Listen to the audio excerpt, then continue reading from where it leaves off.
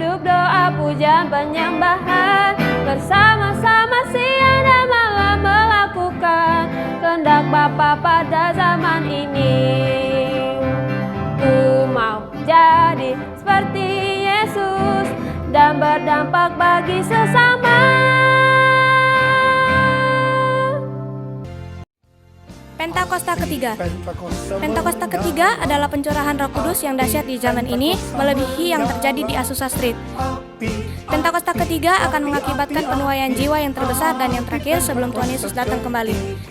Pentakosta ketiga akan membangkitkan generasi Yeremia, yaitu anak-anak muda yang dipenuhi Roh Kudus, cinta mati-matian kepada Tuhan Yesus, tidak kompromi terhadap dosa, dan akan bergerak untuk memenangkan jiwa. Pentakosta ketiga lahir di Indonesia dan bergerak ke bangsa-bangsa. Gerakan ini dari timur ke barat dan akan kembali ke Yerusalem. Pentakosta ketiga akan memberikan kuasa untuk menyelesaikan amanat agung, dan setelah itu Tuhan Yesus datang kembali. Shalom adik-adik, sekarang kita akan mulai ibadah kita. Tapi sebelum itu mari kita bersatu dalam doa yang akan dipimpin oleh Kak Yemima. Baiklah, mari kita bersatu dalam doa. Tuhan Yesus, kami memulai ibadah kami, kiranya Tuhan memberkati kami. Dalam nama Tuhan Yesus, amin. Amin. Pasukan Kristus, siap, yeay! Mari kita mulai menyanyikan lagu.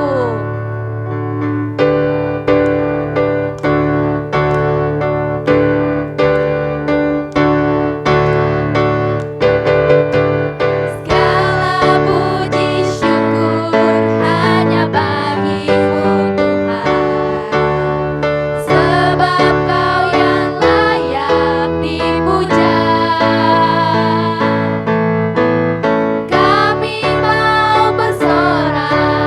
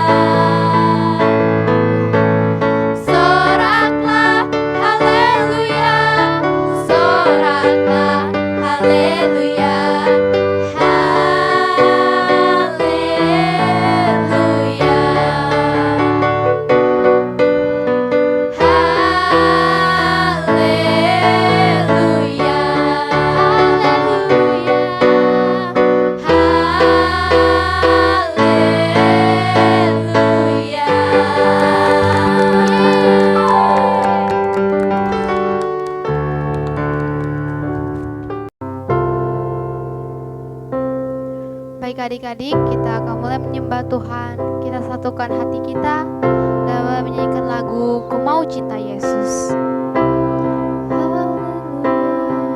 Terima kasih Tuhan. Terima kasih.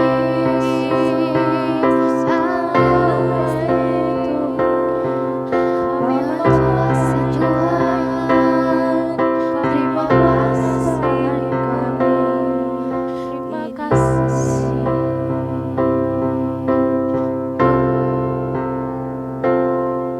Ku mau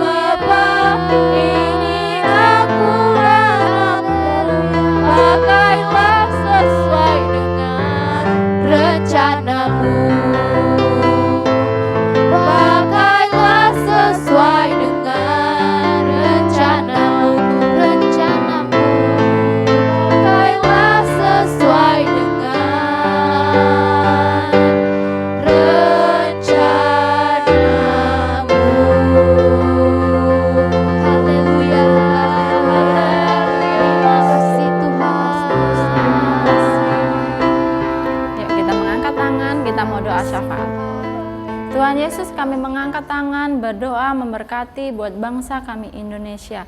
Tuhan lawat bangsa kami, Tuhan sayangi bangsa kami. Biarlah damai sejahtera ada untuk negara kami Indonesia.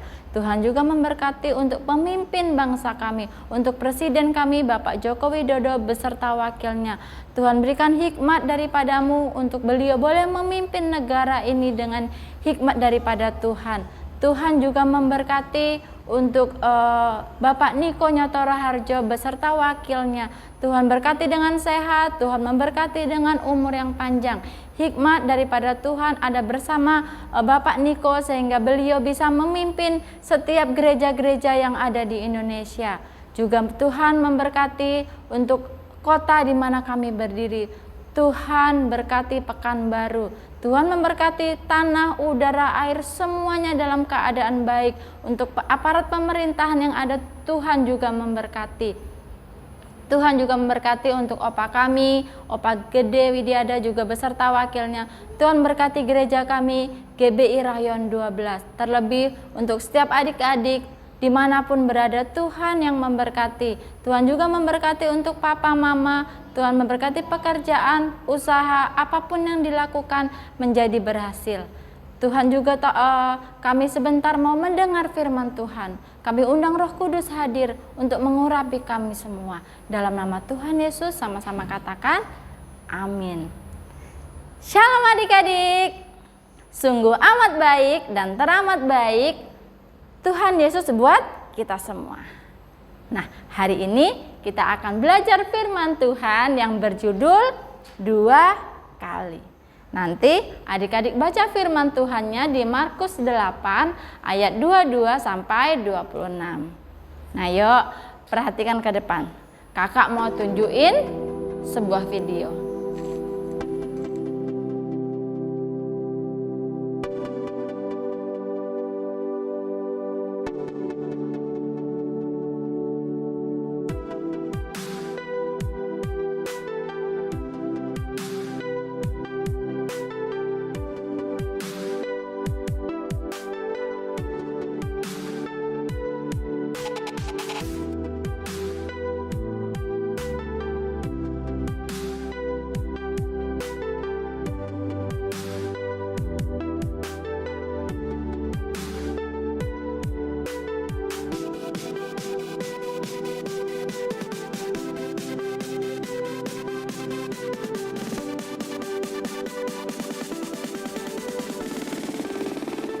Journey then, home sweet home.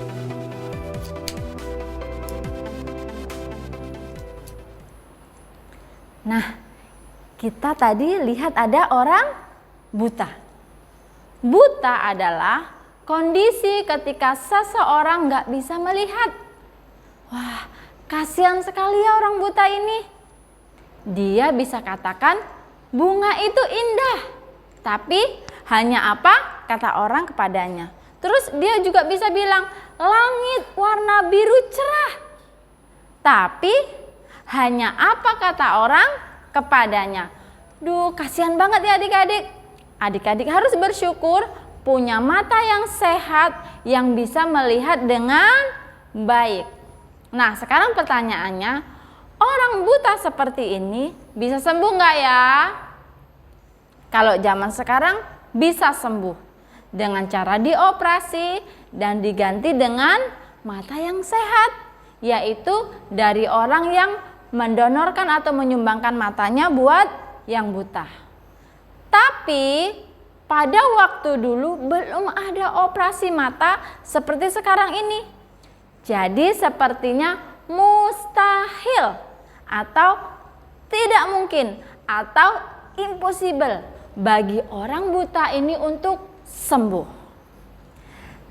Tapi kita tidak boleh putus asa karena masih ada Tuhan Yesus. Yuk bilang sama kakak dengan suara yang keras. Tidak boleh putus asa. Masih ada Tuhan Yesus. Yeay, haleluya. Nah, yuk duduk yang manis. Kita dengarkan lagi kelanjutannya. Adik-adik, yuk coba lihat gambar nih. Tuhan Yesus, tolong dia. Dia buta. Tuhan, tolong. Kasihanilah Tuhan. Nah, demikianlah permohonan dari teman-teman si bapak yang buta ini. Tuhan Yesus berbelas kasihan kepada orang buta ini, adik-adik. Mungkin juga orang buta ini sudah putus asa atau putus pengharapan. Tidak pengharapan lagi dengan hidupnya. Merasa sedih, merasa ditinggalkan sendirian, ketakutan, tidak ada yang menolong, tidak disayang dan sendirian. Mengapa begitu? Karena dia buta. Bagaimana nggak putus asa adik-adik? Dia nggak bisa lihat apa-apa. Yang dia tahu hanya gelap, gelap, dan gelap. Semuanya nampak gelap. Dia tidak pernah melihat keindahan sekelilingnya. Nih, dia pengen pergi kemana-mana pun semuanya nggak nampak. Dan merasakan kesulitan. Sungguh menyedihkan sekali ya. Tapi sekarang ia ketemu sama Tuhan Yesus. Kakak ulangi lagi ya. Tapi sekarang ia ketemu Tuhan Yesus. Kemudian dengan penuh kasih Tuhan Yesus mengajak bapak yang buta itu untuk keluar kampung. Adik-adik perlu tahu, tempat di mana Yesus bertemu dengan orang buta itu adalah Betsaida. Jadi Tuhan Yesus membawa orang buta itu untuk keluar Betsaida. Nah, yuk kita sedikit mengenal kota Betsaida. Kota Betsaida terletak di pantai utara Danau Galilea. Mengapa Tuhan Yesus membawa orang buta itu untuk keluar Betsaida?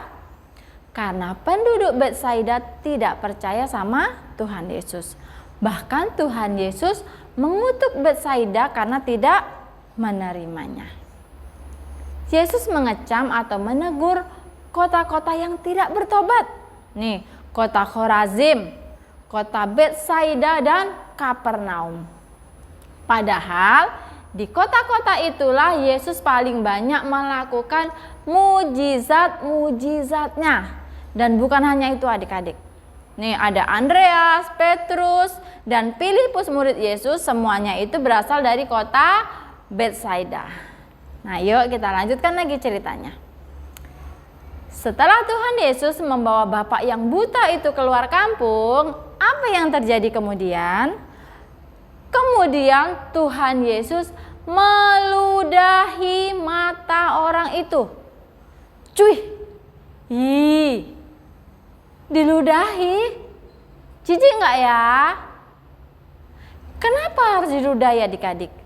Karena Tuhan bisa dan bebas memakai cara apa saja untuk menyembuhkan orang. Nih kakak ulang lagi ya.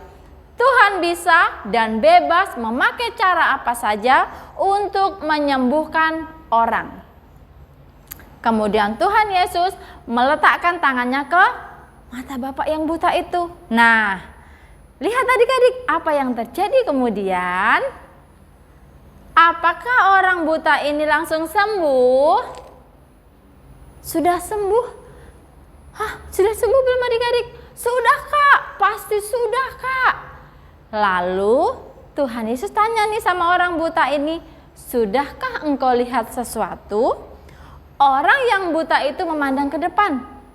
Lalu menjawab Yesus, saya melihat orang berjalan-jalan, tetapi mereka kelihatan seperti pohon. Wah, rupanya belum sembuh benar mata orang ini adik-adik. Ia masih belum bisa melihat dengan jelas. Kakak ulang lagi ya.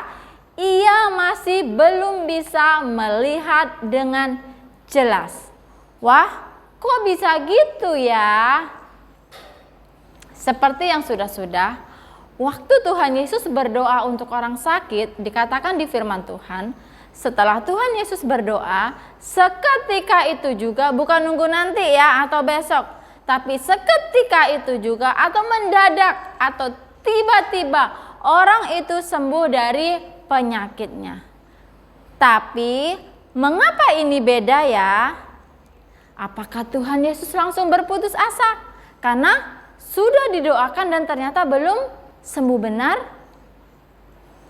Kalau orang lain mungkin sudah berputus asa. Karena sudah 1 kali dicoba didoakan dan tetap tidak sembuh. Tapi Tuhan Yesus tidak pernah berputus asa. Apa adik-adik? Tuhan Yesus tidak pernah berputus asa. Nah, yuk kita lanjutkan lagi. Kemudian Tuhan Yesus meletakkan tangannya lagi di atas mata orang buta tadi. Apa yang kemudian terjadi adik-adik? Dan lihatlah, orang buta ini sembuh. Maka orang itu sungguh-sungguh melihat dan telah sembuh. Sehingga ia dapat melihat segala sesuatu dengan jelas. Yeay, haleluya. Kita berikan tepuk tangan yang paling meriah bagi Tuhan Yesus. Ingat ini baik-baik adik-adik ya. Jangan pernah berputus asa. Masih ada Tuhan Yesus. Katakan sekali lagi dengan suara yang kuat. Jangan pernah berputus asa. Masih ada Tuhan Yesus. Hari ini kita belajar supaya adik-adik dan kakak tidak mudah putus asa dalam setiap keadaan. Kakak ulang lagi. Tidak mudah putus asa dalam setiap keadaan. Seperti yang dialami Bapak yang buta tadi. Ingat, Tuhan mengecam atau menegur kota-kota yang tidak percaya kepada Tuhan. Sekalipun sudah banyak mukjizat yang Tuhan buat. Salah satunya adalah kota Betsaida, di mana tempat asal orang buta ini. Tuhan mau supaya Bapak yang buta itu benar-benar percaya bahwa Tuhan bisa buat mukjizat. Percaya dan tidak mudah putus asa. Seperti ayat hafalan kita hari ini ya. Nih, untuk kelas kecil dari Ibrani 12 ayat 3, kita ulang sampai 3 kali ya. Ibrani 12 ayat 3, jangan kamu putus asa. Lagi. Ibrani 12 ayat 3, jangan kamu putus asa. Sekali lagi. Ibrani 12 ayat 3, jangan kamu putus asa. Sampai semua hafal ya. Nah, yuk kelas besar lagi. Dari Ibrani 12 ayat 3. Sama, kita ulangi lagi 3 kali ya. Ingatlah selalu akan Dia, supaya jangan kamu menjadi lemah dan putus asa. Lagi. Ibrani 12 ayat 3. Ingatlah selalu akan Dia, supaya jangan kamu menjadi lemah dan putus asa. Sekali lagi. Ibrani 12 ayat 3. Ingatlah selalu akan Dia, supaya jangan kamu menjadi lemah dan putus asa. Nah, adik-adik, ingat, jangan pernah berputus asa. Masih ada Tuhan Yesus. Nih, bilang juga sama papa, mama, saudara kita, keluarga kita, atau teman-teman kita. Nih, bilang gini, jangan pernah berputus asa. Masih ada Tuhan Yesus. Mari ambil sikap yang benar. Ambil keputusan untuk tidak pernah berputus asa menghadapi apapun yang terjadi. Tidak pernah berputus asa untuk berdoa, berharap kepada Tuhan. Kalau doanya belum dijawab Tuhan, kita harus berdoa lagi dan lagi. Tidak pernah berputus asa untuk menyembah Tuhan sungguh-sungguh. Tidak pernah berputus asa untuk belajar di sekolah sekalipun sulit. Minta Tuhan tolong kita semua diberikan kekuatan dan kemampuan untuk menjalankan firman Tuhan hari ini. Nah, yuk kita tundukkan kepala sebentar, tutup matanya. Kak Lucy mau ajak setiap adik-adik untuk berdoa. Tuhan Yesus, kami mengucap syukur untuk firman-Mu hari ini. Kalau hari ini kami belajar, untuk kami nggak boleh putus asa, baik dalam keadaan baik ataupun buruk. Karena kami tahu Tuhan, ikut Tuhan. Kami nggak mau yang hanya yang baik saja kami terima, tapi kami tahu Tuhan, yang tidak baik sekalipun kami bisa terima. Karena kami tahu, ikut Tuhan Yesus selalu ada pengharapan. Terima kasih Tuhan Yesus untuk firman-Mu hari ini. Dalam nama Tuhan Yesus, sama-sama katakan, amin. Tuhan Yesus memberkati. Dalam lindungan Allah, orang yang duduk dalam lindungan yang maha tinggi dan bermalam dalam naungan yang maha kuasa akan berkata kepada Tuhan, tempat perlindunganku dan kubu pertahananku, Allahku yang kupercayai. Sungguh, Dialah yang akan melepaskan engkau dari jerat menangkap burung, dari penyakit sampar yang busuk. Dengan kepaknya ia akan melindungi engkau, di bawah sayapnya engkau akan berlindung. Kesetiaannya ialah perisai dan pagar tembok. Engkau tak usah takut terhadap kedahsyatan malam, terhadap panah yang terbang di waktu siang, terhadap penyakit sampar yang berjalan di dalam gelap, terhadap penyakit menular yang mengamuk di waktu petang. Walau 1000 ngerbah di sisimu dan 10.000 di sebelah kananmu, tetapi itu tidak akan menimpa kamu. Engkau hanya menontonnya dengan matamu sendiri dan melihat pembalasan terhadap orang-orang fasik. Sebab Tuhan ialah tempat perlindunganmu, yang maha tinggi telah kau buat tempat perteduhanmu. Malapetaka tidak akan menimpa kamu dan tulah tidak akan melekat kepada kemahmu, sebab malaikat-malaikatnya akan diperintahkannya kepadamu untuk menjaga engkau di segala jalanmu. Mereka akan menatang engkau di atas tangannya, supaya kakimu jangan terantuk kepada batu. Singa dan ular tedung akan kau langkahi, engkau akan menginjak anak singa dan ular naga. Sungguh hatinya melekat kepadaku, maka aku akan meluputkannya. Aku akan membentenginya, sebab ia mengenal namaku. Bila ia berseru kepadaku, aku akan menjawab. Aku akan menyertai dia dalam kesesakan. Aku akan meluputkannya dan memuliakannya. Dengan panjang umur akan kukenyangkan dia, dan akan kuperlihatkan kepadanya keselamatan daripadaku. Shalom anak-anak yang Opa kasihi di dalam nama Tuhan Yesus. Mari, angkat tanganmu di hadapan Tuhan dan terimalah berkat dari Dia. Kiranya kasih karunia dan anugerah dari Allah Bapa di dalam putranya yang tunggal, Yesus Kristus, dan persekutuan yang manis dari Roh Kudus memberkati setiap anak-anak di dalam nama Tuhan Yesus mulai sekarang sampai selama-lamanya. Amin.